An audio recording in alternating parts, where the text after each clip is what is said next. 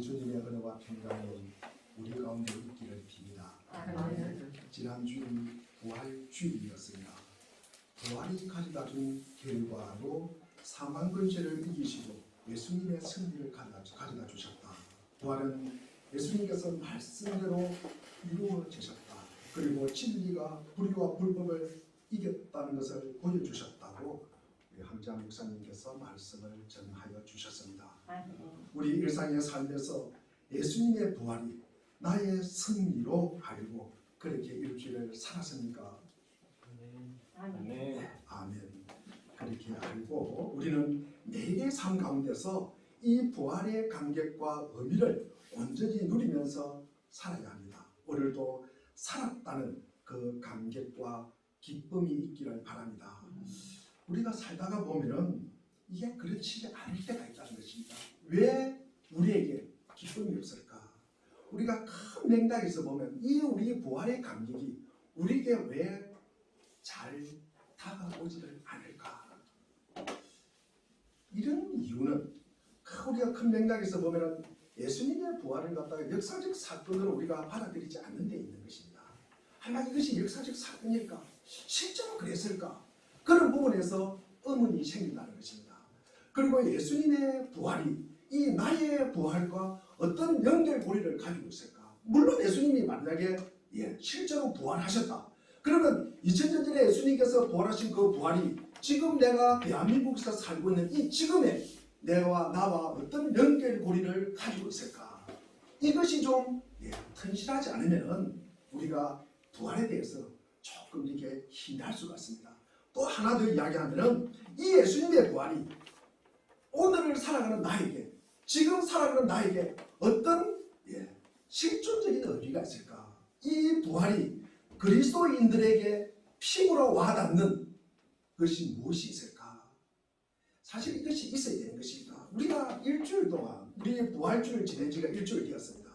그런데 우리의 이 부활이 나에게 지금도 감격이 그 벅차고 가슴이 먹먹하게 너무 기분이 좋습니까? 그런 기분이 있어야 되는 것입니다. 그 부활의 감격이 내 현실의 많은 문제들, 이 또 갈등들, 이것을 덮어주시고 이 문제를 해결해 주실까? 이게 해결이 되어야 된다는 것입니다. 그리고 내 일상의 삶의 고민을 갖다가 이 부활이 뛰어넘을 수 있을까?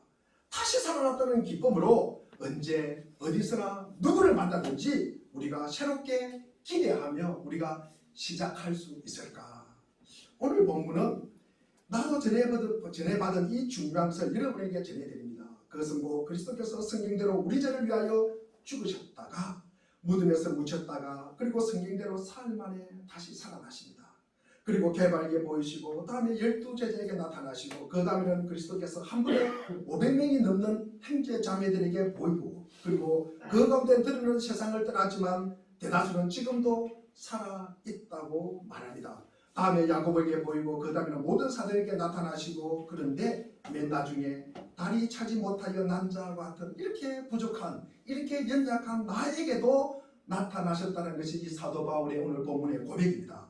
부활하신 그리스도께서 이 그리스도인을 박해하고 그리고 자신의 이 박해한 이 행위에 전혀 어울리지 않는데도 불구하고 그런데도 그가 지금 사도가 된 것은 오직 하나님의 은혜 덕분이다 라고 그 이후에 기록되어 있습니다. 그렇게 하나님의 은혜로 복음을 전파함으로써 바울은 지금 게바와 12제자 그리고 500여 형제 야고보 모든 사도들과 함께 보는 목격자들과 그 교제 속에 소통하면서 지금 살아가고 있다는 말씀입니다. 마찬가지로 이 하나님의 은혜 덕분에 이 바울은 자신을 통해 믿게 된 사람들과 함께 있다는 것입니다. 이 고린도 교회에 말씀을 전했는데 지금은 편지를 보내고 있는 중입니다. 그래서 이 편지를 보내면서 내가 그렇게 너희들에게 전했지 않았냐. 함께 그 말씀을 들은 자들과 함께 있다는 말씀입니다. 바울은 자기가 산 시간 속에서 전부터 전해받은 이 부활하신 그리스도의 이야기를 지금 부활 이야기를 하고 있습니다. 바울 혼자만이 그 이야기를 하는 것이 아니라 많은 사람들이 그리스도의 부활을 목격하고 직접 목격한 이야기를 갖다가 전해주는 것입니다. 이게 우리에게 좋은 소식이에요. 이것이 우리에게 복음이에요. 이 복음을 믿는 자가 뭐 한다는 것입니까? 우리 2절에 보니까 구원을 받는데요. 우리 고린도전서 1장 15장 1절에 보니까 우리 1장 한번 읽어보세요. 1장 15장 1절 2절 읽겠습니다. 시작. 형제들아 내가 너희에게 전하는 복음을 너희에게 알게 하노니 이는 너희가 받은 것이요 또 그 가운데 선 것이라. 너희가 만일 내가 전한 그 말을 굳게 지키고 헛되이 믿지 아니하였으면 그로 말미암아 구원을 받으리라. 이 말씀으로 인해서 우리가 구원을 받는데요. 예수 그리스도의 십자가의 죽음과 부활을 통하여 우리가 구원을 받는 것입니다. 이게 복음이에요.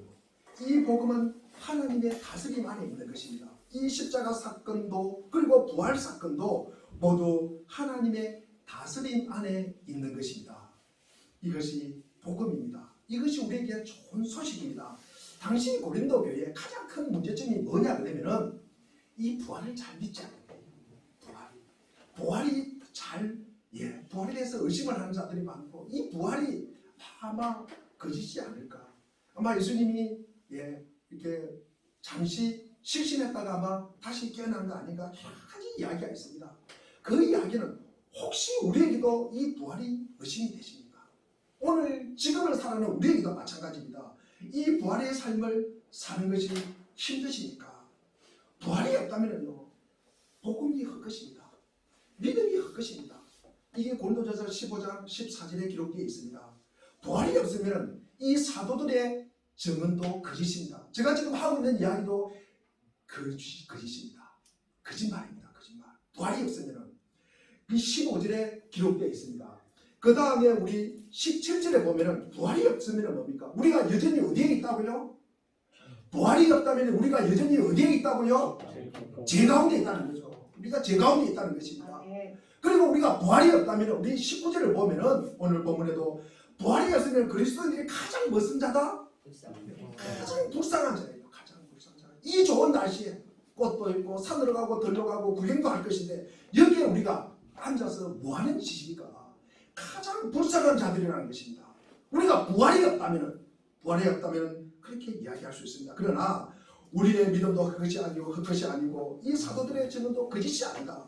그리고 우리는 영원한 행복을 누리는 자로서 우리도 전해들은 잠자는 자들의 첫 열매인 이 그리스도의 부활 이야기를 통해서 이 땅에 지금도 내 삶을 살아가는 가장 근원적인 에너지가 되고 앞으로도 내 삶에 희망과 용기를 주시고 내 삶 속에서 경험되고 있는 것을 다가오는 세대에게 이 그리스도의 부활 이야기를 전해주시기를 바랍니다. 그게 바로 우리의 사역이요 우리의 사명입니다. 이 땅에 우리가 살아가는 이유입니다. 그런데 우리는 왜 그렇게 잘 살 수가 없을까? 참 힘들어요. 우리가 지난 주일에 우리 황민지한 목사님께서 말씀을 전해주셨는데 어느 책 몇 절을 전했습니까? 지금 일주일 지냈는데 지금 제목도 까먹어버렸어요. 제목도 까먹었습니다. 마태복음 28장 1절부터 10절까지 말씀을 전했거든요. 예수의 부활이 우리에게 가져다 준 결과라는 말씀으로 참으로 귀한 말씀을 전해주셨습니다. 그런데 우리가 들은 말씀도 그냥 까먹고요. 이 고린도 교회에 속한 교인들뿐만 아니라 지금 이 땅을 사는 그리스도인들도 마찬가지입니다. 여러 가지가 이유가 있겠지만도 이 부활이 잘 믿어지지 않는 것은 그 중에 특히 우리에게 부활은 이게 아마 이 땅의 부활보다도 죽음 이후에 일어나는 사건일 것이라고 아마 생각을 합니다. 그러니까 난 젊은 청춘이야. 나는 내 죽음과는 너무나 멀리 떨어져 있어. 나는 죽음하고 상관없어. 우리가 그렇기 때문에 우리가 죽음이 다가와야 이 사실을 알게 되는 것입니다. 사실은 죽음이 언제 다가오는지는 아무도 모릅니다. 그래서 80을 먹었던 90을 먹었던 그 노인들도 늘 하는 말이 뭡니까? 나는 마음은 뭐다? 이팔청춘이라고 해요. 이팔청춘이다. 그럼 이 말이 뭡니까? 나와 죽음은 너무나 멀리 떨어져 있다는 거예요. 나와 죽음은 너무 멀리 떨어져 있다. 이 죽음은 나의 것이 아니라고 생각하는 것 같아요. 사실 죽을 때까지는 본인이 언제 죽을지 모릅니다. 그것을 아는 사람은 아무도 없습니다. 그리고 이 땅에서의 부활보다는 죽음 이후에 저 세상에서 하늘나라에서의 부활만을 우리가 생각하기 때문입니다. 그러니 이 부활이라는 단어가 여기 지금 내 삶 속에 전혀 관련이 없어요. 이 땅에서 내 삶이 부활과는 무관하게 살아가는 것입니다. 그러니 이 예수님의 부활이 지금 내 삶의 변화를 가져오는 그 의미와 가치를 발견할 수가 없습니다. 부활은 먼 미래의 일이고 그리고 나의 현실과는 너무나 떨어져 있다고 여깁니다. 그러니 예수님의 부활이 내 삶 속에 얼마나 개입할까? 개입이 없는 거예요. 예수님의 부활이 나의 삶에 어떤 영향을 미칠까? 영향이 없는 거예요. 우리가 이 부분에 우리가 고민이 되어야 하는 것입니다. 여기에서와 저기에서의 삶이 너무나 달라요. 그리고 어제 이렇게 살았다가 또 오늘은 또 이렇게 살아가는 것입니다.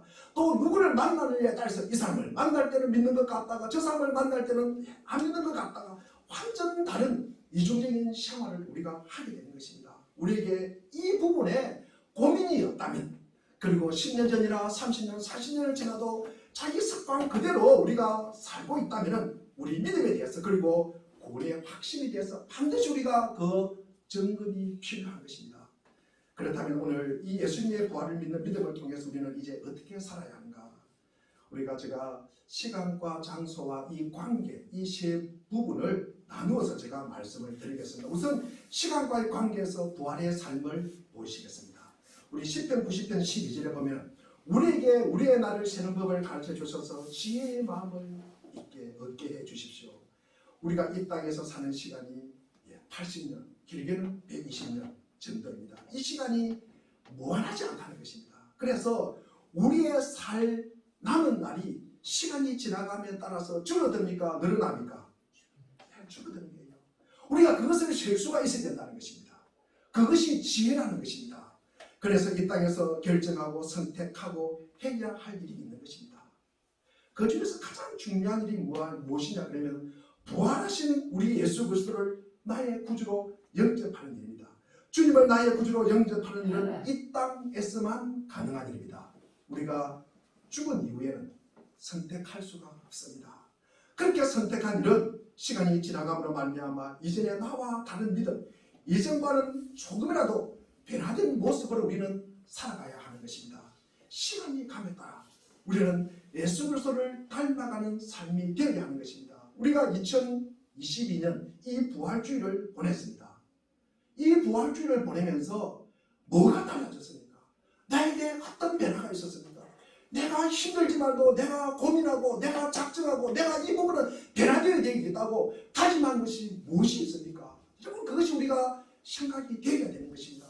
오늘 못하면 내일하고 내일 못하면 그 다음날 하지가 아니라 내일이 없을 수도 있음을 우리는 늘 기억하셔야 되는 것입니다. 오늘을 사는 우리가 오늘을 산다. 우리가 사는 오늘은 어제 숨을 거둔 사람의 입장에서는 얼마나 기다리고 그리고 애타게 살고 싶었던 오늘이었습니까? 우리 고린도전서 3장 1절을 보면은 육신에 속한 자고 그리스도 안에서 어린 아이를 대함과 같다. 육신에 속한 자, 세상의 깊은 매력을 느끼고 세상에 편하게 빠져 있어요. 세상의 질서와 논리를 갖다가 숭상하면서 살아가는 자들을 성경에서는 어린 아이라고 이야기합니다. 어린 아이는 우유만 먹는다고 이야기합니다. 점점 자라면서 밥을 먹어야 된다고 이야기합니다. 히브리서 우리 5장 14절에 보면 간단한 음식은 장성한 자의 것이다. 믿음이 장성한 자의 것이라고 합니다. 성경에서 장성하게 자라는 것은 이전에 내 육신에 속한 것을 최고로 자랑하면서 내 눈에 보이는 것을 최고의 가치를 삼고 내 육신의 욕망의 성취를 최고의 의미를 두었다가 점점 내가 그리스도인으로 자라감에 따라 단단한 음식을 먹는다는 것은 의의 말씀을 경험하는 자들입니다. 그러면서 의의 열매를 맺는 자들입니다. 의가 무엇입니까? 의가 무엇입니까? 어린 양이 위에 있고 내가 밑에 있다. 그게 의입니다. 어린 양 예수가 인도하는 대로 따라가며 사는 자가 의로운 자입니다. 그래서 우리가 세상의 권세와 하나님의 권세를 구별하며 하나님의 권세를 선택하는 자, 특히 어둠의 눈을 뜨는 자, 우리가 사도행전 26장 18절에 보니까 그 눈을 뜨게 하여 어둠에서 빛으로 사탄의 권세에서 하나님께로 돌아오게 하고, 이게 사도 바울이 이 부활하신 담메섹에서 부활하신 예수를 만나고 난 후에 고백입니다. 부활하신 예수를 만나면 반드시 바뀝니다. 이런 사도 바울도 바뀌었습니다. 우리가 변화가 없다, 내가 바뀌지 않았다, 그러면 부활하신 예수님을 아직 만나지 못했다는 함정입니다. 우리가 시간이 감에 따라 믿음이 자라고 성숙해지는 것은 덩치가 커지는 것이 아니라 영안의 눈이 열리는 것입니다. 사도 바울의 성숙도 어둠에서 빛의 눈을 뜨는 것입니다. 사탄의 근시에서 하나님의 근시로 돌아오는 것입니다. 이런 자들이 본인이 죄인된 것을 깊이 알게 되는 것입니다. 그 죄는 오직 예수 그리스도를 통해서만이, 예수 그리스도의 십자가의 보혈을 통해서만이 그 문제가 해결된다는 것을 알게 되는 것입니다. 그게 바로 우리의 영혼을 살찌게 하는 것입니다. 이것이 우리가 납득이 되고 이해가 되고 이것이 용납이 되고 이것이 믿어지게 되는 것입니다. 시간은 무한한 것이 아닙니다. 우리는 한정된 시간 안에 살기 때문에 그 시간이 닿으면 이 땅을 하직해야 합니다. 세상 모든 사람이 가는 길을 나도 간다. 그래서 남은 시간을 계수하는데 내가 살 길이 점점 살 날이 점점 줄어드는 것. 그래서 이 땅의 삶이 의의 열매를 맺고 승리의 열매를 맺는 삶이 되어야 하는 것입니다. 단단한 음식을 우리가 먹을 수 있어야 된다는 말씀입니다. 두 번째로 우리가 예수님을 믿는 믿음을 통해서 우리는 이제 어떻게 살아야 될까? 우리가 장소와의 관계에서 이 부활의 삶을 살아야 합니다. 우리가 부활신앙을 알기 전과 이 부활신앙을 경험한 후에는 반드시 우리가 달라야 합니다. 제약이 가득한 이 유다 땅이 바벨론 침공으로 인해서 완전히 멸망한 유다 왕국은 역사 속으로 사라져 버렸습니다. 그러나 이 부활의 하나님의 능력으로 유대인들이 70년 만에 본국으로 귀환합니다.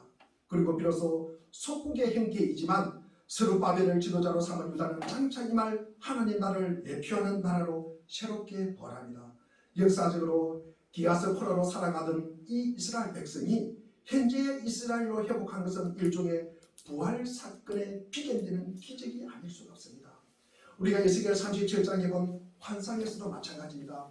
많은 뼈들에게 생기가 들어가서 큰 군대를 이룬 땅, 마찬가지로 부활에 비유될 수가 있습니다. 에스겔 43장 4절과 5절에도 여호와의 영광이 들어가는 곳마다 그 땅이 복음의 땅으로 변합니다. 그 땅이 하나님의 영광이 가득한 땅으로 변하게 되는 것입니다. 우리가 어디에 있든지 그리스도인으로서 이 그리스도의 부활의 영광을 안고 가는 곳곳마다 그 영광이 드러나는 것입니다. 이 부활의 영광을 믿는 자들은 하나님의 계명의 말씀을 지키는 자들입니다. 그 하나님의 계명의 말씀을 지키는 자는 그 하나님의 아들 예수의 생명을 품고 있기 때문에 하나님의 사랑을 먼저 받은 자로서 그 받은 사랑을 행하게 되는 것입니다. 원래 죄는 사랑할 수가 없어요. 원래 죄는 용서할 수가 없습니다. 그러나 하나님의 독생자를 세상에 그리고 우리에게 보내심으로 말미암아 요한일서 우리 4장 9절을 한번 보겠습니다. 우리 요한일서 4장 9절을 보면 하나님이 자기의 독생자를 세상에 보내시면 그로 말미암아 우리를 뭐하게? 살리려 하십니다. 자기의 독생자를 어디로 보냈다고요? 세상으로 보냈어요. 그리고 세상에 살고 있는 우리를 살리려고 하셨다. 우리를 위하여 목숨을 내어주셨다. 그러니 그 받은 사랑을 타인에게, 공동체에게, 이웃에게 전하는 것입니다. 그 사랑의 행함이 어떤 장소와 상관없이 행해지는 그리스도인이 되어야 하는 것입니다. 우리가 주로 있는 곳이 어디입니까? 우리가 주로 어디에 있습니까? 본인이 주로 있는 곳이 하나님 나라가 되어야 합니다. 내가 교회에 주로 많이 있다. 그리고 그 교회가 하나님의 나라가 되어야 합니다. 내가 잠자고 내가 먹고 하는 가정, 그 가정이 하나님의 나라가 되어야 합니다. 내가 다니는 직장, 그 직장이 하나님의 나라가 되어야 합니다. 그런데 하나님의 나라가 무엇입니까? 하나님의 권세가 지배하는 것이 하나님의 나라입니다. 하나님의 말씀이 지배하는 것이 하나님의 우리 가정이 되어야 하고요. 하나님의 권세, 하나님의 의, 하나님의 뜻이 지배하는 곳이, 그것이 다스리는 곳이 직장이 되어야 하는 것입니다. 우리가 가는 땅마다, 우리가 호흡하는 땅 어디에나 부활의 영광이 가득하시기를 바랍니다. 세 번째로 예수님을 믿는 믿음을 통해서 우리는 이제 어떻게 살아야 할까? 관계에서의 부활의 삶을 살아야 한다. 먼저 예수님과의, 하나님과의 관계에서 부활의 삶을 사는 것입니다. 우리 3절에 보면은, 3절 4절에 보면은 성경 말씀대로 그리스도께서 우리 죄를 위하여 죽으시고 성경 말씀대로 장사 지낸 바 되셨다가 성경 말씀대로 사흘 만에 다시 살아나셨습니다. 우리가 받은 이 부활의 말씀은 그냥 지어낸 것이 아닙니다. 성경 말씀은 그 말씀은 누구의 말씀입니까? 하나님의 말씀이에요. 그래서 우리가 하나님의 말씀대로 산다는 것은 뭡니까? 하나님과 깊은 관계를 맺고 우리가 살아가는 것입니다. 그래서 이전에도 말씀대로 부활하셨고 그리고 앞으로도 말씀대로 부활하실 것이고 지금도 역시 부활의 말씀은 확실하게 능력이 있습니다. 어디에서나 말씀이 능력이 있습니다. 우리 갈라디아서 2장 20절을 보면은 내가 그리스도와 함께 십자가에 못 박혔나니 그런즉 이제는 내가 사는 것이 아니라 오직 내 안에 누가 사는 것이다? 그리스도께서 사시는 것이다. 이제 내가 육체 가운데 사는 것은 나를 사랑하사 나를 위하여 자기 자신을 버리신 하나님의 아들을 믿는 믿음 안에서 사는 것이다. 아멘. 하나님은 하나님의 말씀대로 죽으시고 그 말씀대로 사신 분이 누구세요? 예수님이세요. 하나님의 말씀대로 그대로 살다가 그대로 죽으신 분이 누구시라고요? 예수님이세요.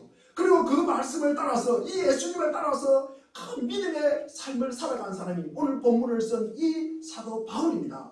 믿음은 우리가 머릿속에 있는 것으로 끝나는 것이 아니라 믿음 안에서 그대로 우리가 사는 것입니다. 이제는 내가 사는 것이 아니라 내 안에 그리스도께서 사시는 것이다.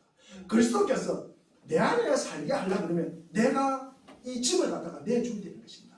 내가 거기에 내주면 되는 것입니다. 내가 문을 닫고 내가 예수님을 못 들어오게 하면은 하나님이 들어갈 수가 없어요. 예수님이.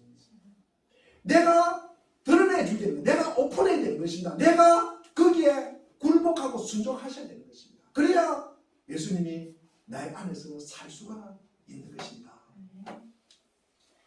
이제는 내가 육체 가운데 사는 것은 나를 위하여 자기 자신을 버리신 하나님의 아들을 믿는 믿음 안에서 사는 것이다.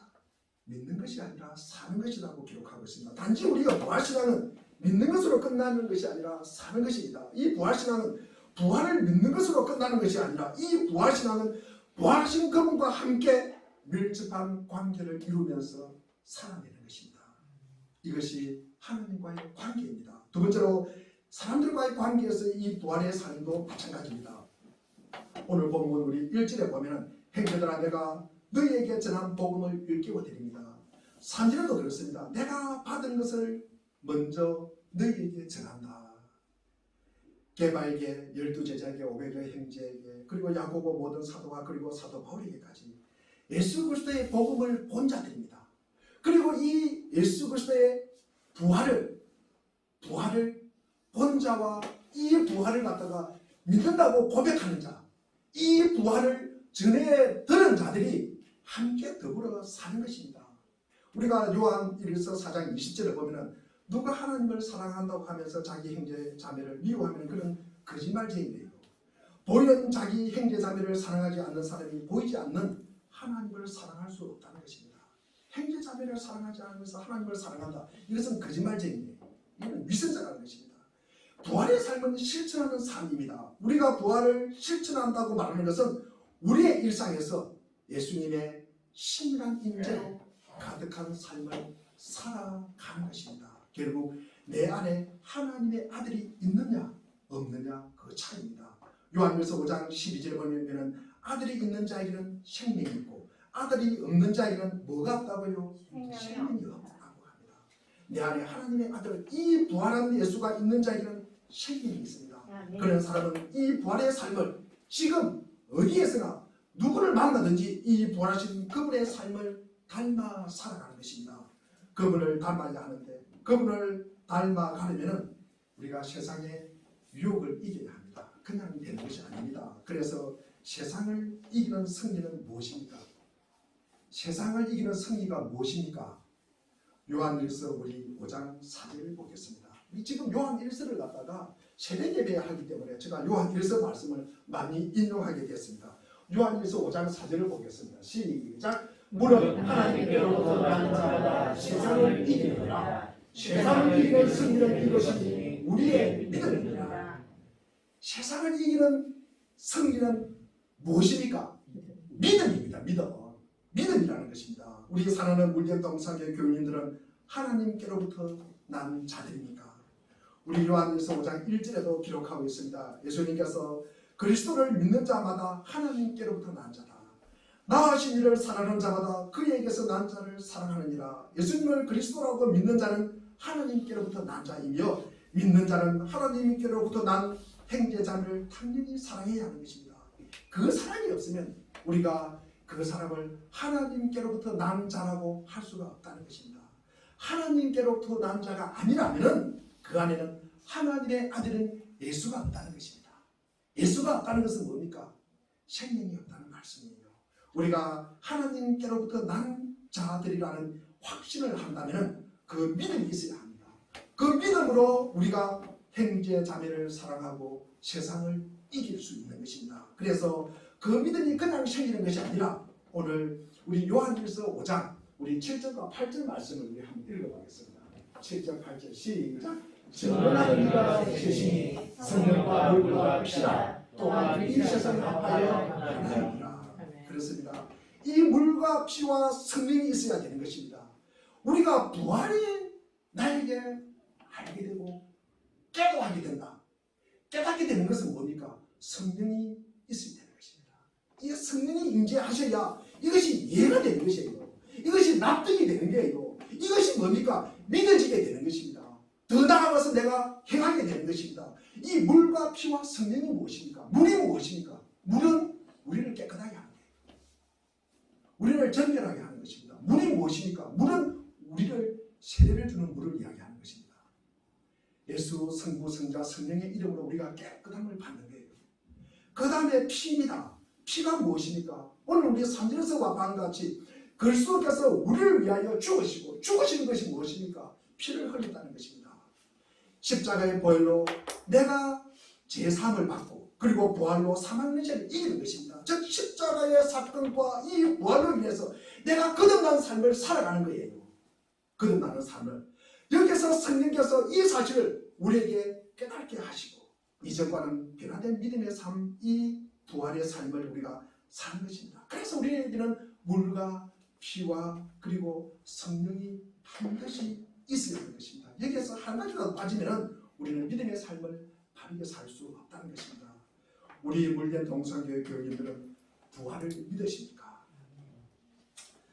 제 이 질문은 다소 냉소적인 의미입니다만 주님이 내 안에 함께 살고 계신다는 것을 체험하지 못하고 그냥 객관적인 사실만 인정하는 것은 아니냐라는 뜻으로 물어보는 말입니다. 성경은 이 부활의 주님을 만난 사람이 부활을 믿는다고 말하지 않습니다. 그들은 주님을 만났다고 말합니다. 그분과 함께 살고 있다고 말합니다. 살고 있다고 말합니다. 그 이유가 무엇일까? 그 이유가 무엇일까? 우리가 부활신앙이란 예수님을 우리가 인격적으로 만나는 것입니다. 그분과 함께 사는 것입니다. 부활신앙은 믿는다는 고백에서 우리가 만남으로 발전되어 나가야 합니다. 하나님이 없다는 이 무신론자들 그리고 하나님이 있다는 이 유신론이나 그리고 없다는 무신론을 다 배제하는 이 불가지론자들을 무너뜨릴 수 있는 힘은 우리가 믿는 것으로 안 됩니다. 도리어 내가 그분을 만났다는 고백이 있습니다. 나아가서 내가 그분과 함께 한다는 일상의 삶에 있는 것입니다. 그것은 인간의 인식 밖에 계신 존재를 만나서 함께 살고 있는 것이 우리가 무신론자나 그리고 이 불가지론자를 우리가 이길 수 있는 힘이 되는 것입니다. 믿는다는 말로서 세상의 악을 우리가 이길 수가 없습니다. 부활의 주님을 만나서 그분과 함께 사는 게 세상을 이길 수 있는 힘이요 능력입니다. 우리 사랑하는 물된 동산교회 교우님들은 부활을 믿는 자들입니다. 아멘. 우리 예수 그리스도를 믿는 이 물된 동산교회 교우님들은 우리는 부활을 믿는 자입니까? 아니면 부활의 주님과 함께 사는 자들입니까? 도스토옙스키는 감옥에서 성경을 읽다가 주님을 만난 후에 이렇게 말합니다. 제 신앙 고백은 단순합니다. 예수 그리스도보다 아름답고 심오하고 사랑이 넘치고 정당하고 용맹스럽고 그리고 완전한 분은 전혀 없습니다. 설령 누군가가 증거를 들어대면서 그리스도가 진리가 아니라고 주장한다고 할지라도 나는 진리와 함께 있기보다는 그리스도와 함께 더불어 사는 쪽을 선택할 것입니다. 우리가 믿는다는 말은 우리가 너무 강조한 나머지 부활을 2000년 전 과거에 우리가 묶어두고 살아가고 있지는 않습니까? 믿는다는 말을 너무 우리가 또 가볍게 사용해서 이 부활 그리고 우리가 함께 사는 이 주님을 너무 격리시키고 있지는 않습니까? 이 믿음과 삶을 너무나 분리시켜서 우리가 살고 있지는 않습니까? 그리하여 내 일상의 삶이 불안하고 낙심되지 않는지요? 아침 저녁으로 내 마음이 요동치지는 않는지, 여기 있을 때와 저기 있을 때 마음이 변덕이 심하지 않는지, 누구와의 관계가 어렵지는 않습니까? 부활의 우리 주님을 바라보시기를 바랍니다. 그리고 이 부활의 주님 앞에 우리가 늘 기도하시기를 바랍니다. 우리가 흔들리지 않고 우리가 담대하려면 우리 요한일서 5장 14절 말씀을 우리 한번 읽어보겠습니다. 요한일서 5장 14절입니다. 그러면 제가 읽어드리겠습니다. 우리가 하나님에 대하여 가지는 담대함은 이것이니 곧 무엇이든지 우리가 하나님의 뜻을 따라 구하면 하나님은 우리의 청을 들어주신다는 것입니다. 이게 그리스도인의 담대함입니다. 그리스도인으로서 우리가 담대하다는 것은 내가 부르짖으면 들을 분이 계신다는 거예요. 내가 부르짖으면 들을 분이 계시고 그 듣고 응답하시고 그리고 그 청을 들어주시는 분이 계신다는 이 두 가지 사실입니다. 이것이 우리를 갖다가 담대하게 하는 것입니다. 아마 내가 한만 불러도 듣는 분이 없다. 내가 한만 간구해도 이 기도가 응답이 되지 않는다. 그러면 부를 필요가 없습니다. 우리 주님은 우리의 응답을, 우리의 기도를, 간구를 들으시고 그리고 분명히 응답해 주신다고 성경에 기록하고 있습니다. 우리가 바라보는 예수님은 죽은 지 사흘 만에 다시 살아나시어서 모자람 없는 인간의 신성한 생명을 누리셨습니다. 다시 살아난 그분은 대단한 권력 있는 사람이 아닙니다. 돈이 억만장자가 아닙니다. 그는 피하여 십자가에 달린 사람입니다. 우리의 삶은 죽음을 경험하는 것입니다. 그러나 그 죽음 앞에 우리의 삶이 삼켜지지 않는다는 것입니다. 인간은 죽기 위해서 태어난 것이 아니라 부활하기 위해서 우리가 죽는 것입니다. 부활하신 예수님께서 이 사실을 거듭 우리에게 주시시켜 주시고 확인시켜 주십니다. 부활은 예수님께서에게서 시작하여 모든 피조물을 포용할 때까지 계속될 하나의 과정입니다.